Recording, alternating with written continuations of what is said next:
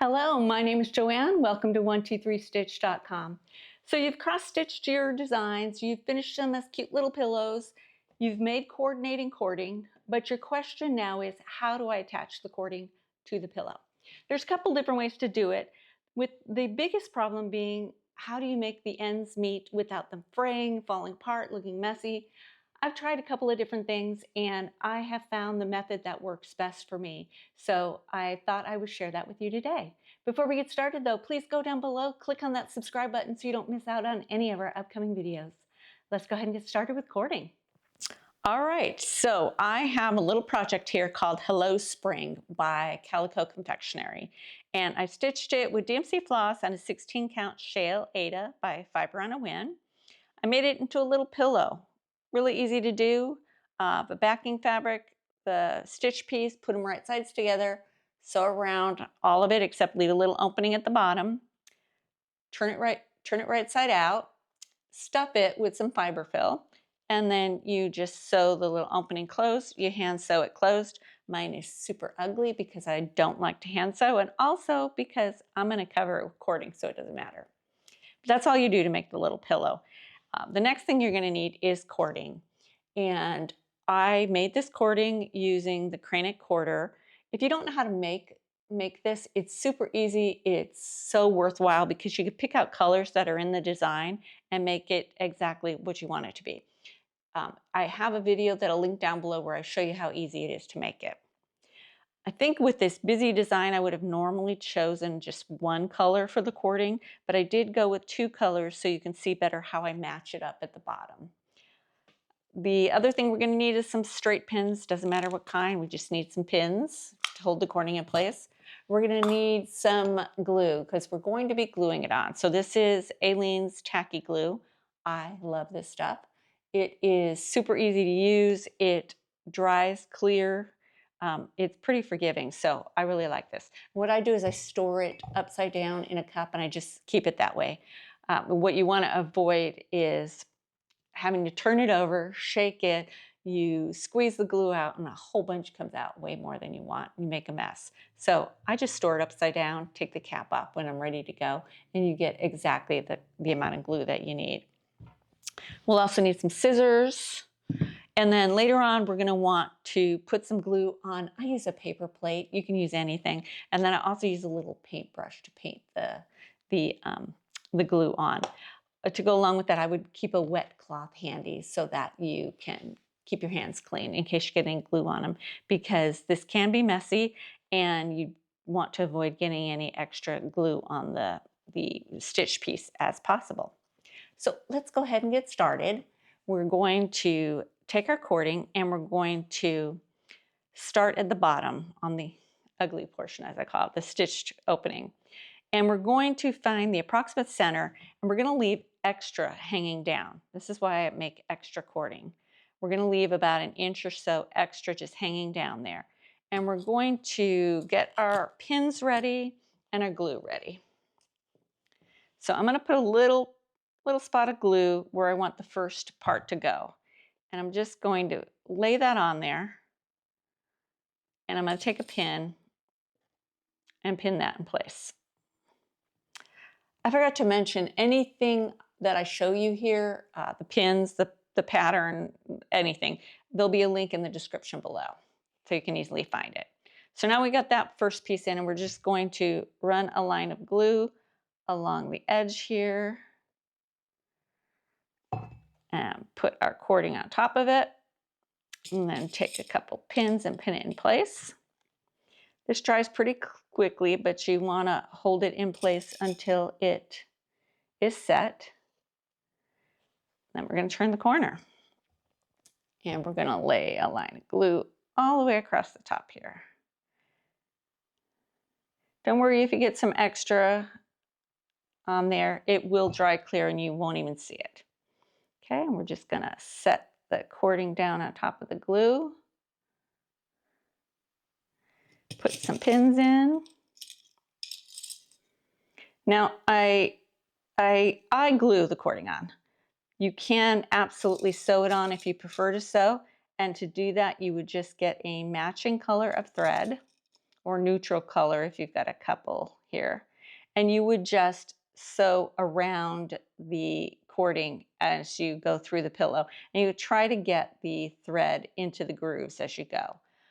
As I mentioned, I'm not a huge fan of hand sewing, and I just have much better success gluing. So that's the way I go. Okay, now we're going to go around this corner. Gluing is so fast and easy too. I'm all for fast and easy.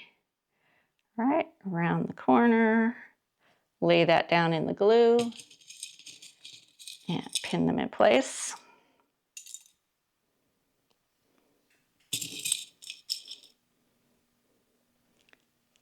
The pins are just helping to hold it in place while you're messing around with it.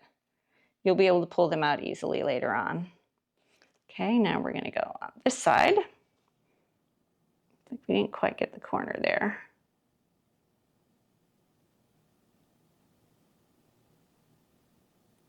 Okay, go around the corner. I'm going to get a pin in there right away so I don't lose that corner. Go. Lay that all down. I'm looking at the back side of my design. Sometimes it's worth looking at the front side instead to see exactly where the placement is. You can see this is pretty easy to do though, and quick. All right, here's our last corner. We're going to go all the way up here, all the way back to the starting point. And then we're going to take our leftover cording and carry it over to the back side. And we're going to try to match up the cording here so it's pretty seamless.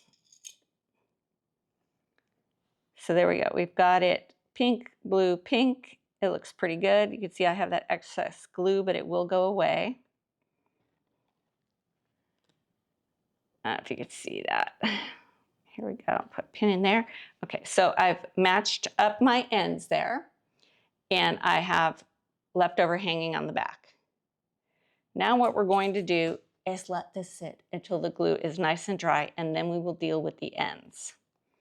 You can see already that that is going to look really nice. So I'm gonna let this sit till it's all dried, and we'll come back and I'll show you how to finish up. Okay, I have waited till the glue dried and I've taken out all the pins except 2 at the bottom. Now what we need to do is, first of all, I'm going to cut this end shorter. The minute you cut cording, it wants to fray, which is part of the problem. So what we're going to do is we're going to put a little bit of glue on our plate. I'm holding that open end there. Put some glue on my plate. And I am going to take my paintbrush and paint a little bit of glue on the end.